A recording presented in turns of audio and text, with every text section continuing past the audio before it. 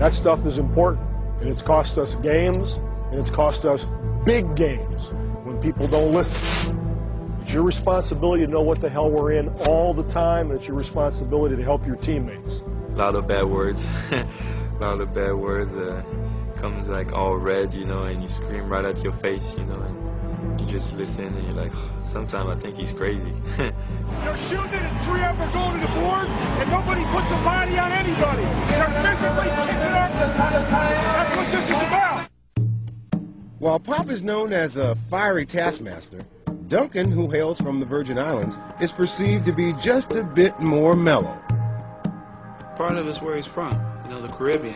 Caribbean, they don't move fast for very much. I mean, if you ever been on vacation anywhere in the Caribbean, it's, hey, no problem, man, we'll get there when we get there.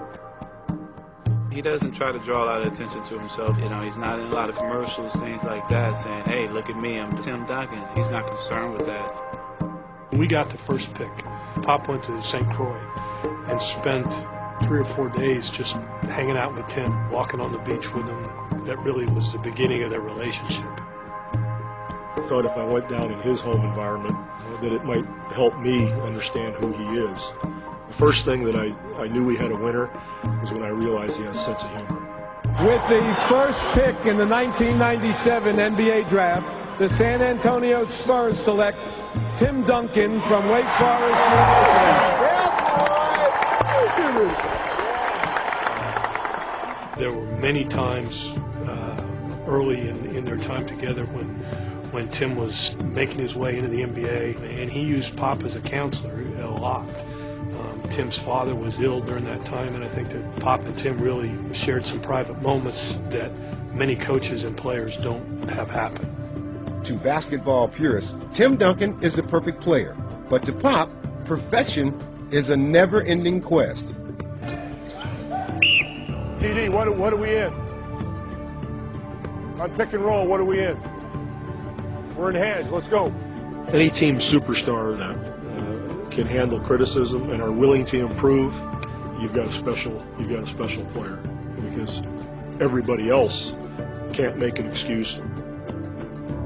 When you're the star and, you know, and the coach gets on you, that makes all the other people behind you like, oh, he's getting on Tim. Well, I better fall in line behind him.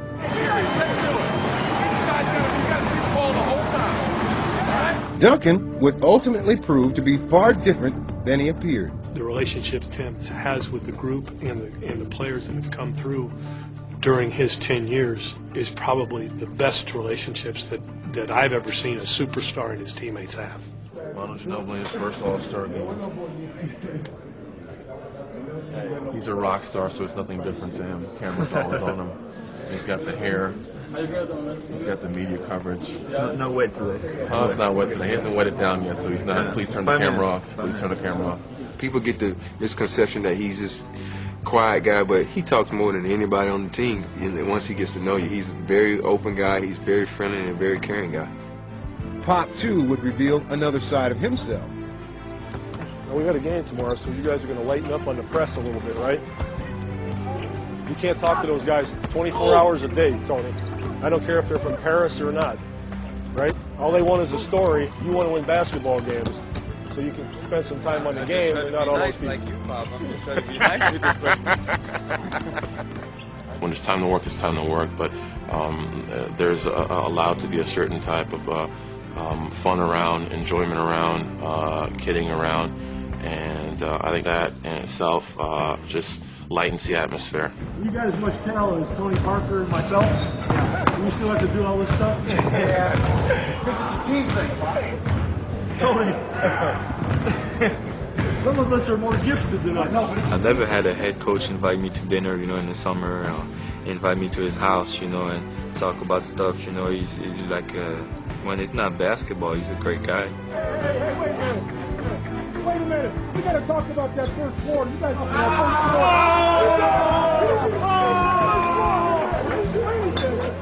I don't think I've ever been on a team where a coach says, know something about your teammate, know about what's going on in his life, you know, get to know him. Because if you know something about your teammate, he becomes a part of you. He becomes like family. And this is the only team I've been on that emphasized family more than anything I ever seen before. But ironically, what binds this basketball family it's the similar way that these two very different leaders feel about each other. Hey, man, I'm talking to somebody here. I'm talking to a guy over there. Hey, he's not just your coach for this. He's my coach now for this too. Now you become MVP of the league. You can butt in. You can butt in on people's conversation. You do whatever you want. I can think of a timeout, a 20-second timeout, where I talked to Timmy about I didn't like what he was doing in the post. Now let's get your butt in gear. Let's get going. I was on him, and then they walk back to the court. And Timmy walks back. He goes, "Pop, thanks for the positive reinforcement." And he turned around and walked back out on the court. So I started laughing. We're doing the one thing you said we're not going to do? Right, in the middle? Because it's hard to do. And I figure it makes you guys work on your hedges a little bit more. I'm a mean person. But I think contradictory. I don't know about mean. We'll stick to a little bit with mostly blitz, and it's evolved like a marriage does, in the sense that I probably don't say half as much to him as I used to, basketball-wise, or we have code words. Where he understands what I'm thinking before I think it. The wiring in your brain might accept this. If I just change the name of it, you won't know, and then you'll run it maybe. Okay. I still don't know it. One play, 7 years. I know. It's only been 7 years. That's all right. Yeah, he's a friend. He's a father figure. Could be more happy for the guys, and especially for David, because he had just an awesome game to end his career, and that's pretty special. And there's some guys, though, that are uncoachable. You just saw one right there. The guy who big guy, just walked by. He's uncoachable. He just wants to do whatever he wants to do on the court. We've been through so much together. We've been through ups and downs, and as he's changed, I've changed. We've changed together, and that's the kind of dynamic you see with us. And I think that's been the best part of it. We took the journey together. The most important thing is that we've shared all this together. You've shared it with your families. It's a long, long year. We got through it, and we're the last team standing. You guys are the greatest. That means hurry up, right?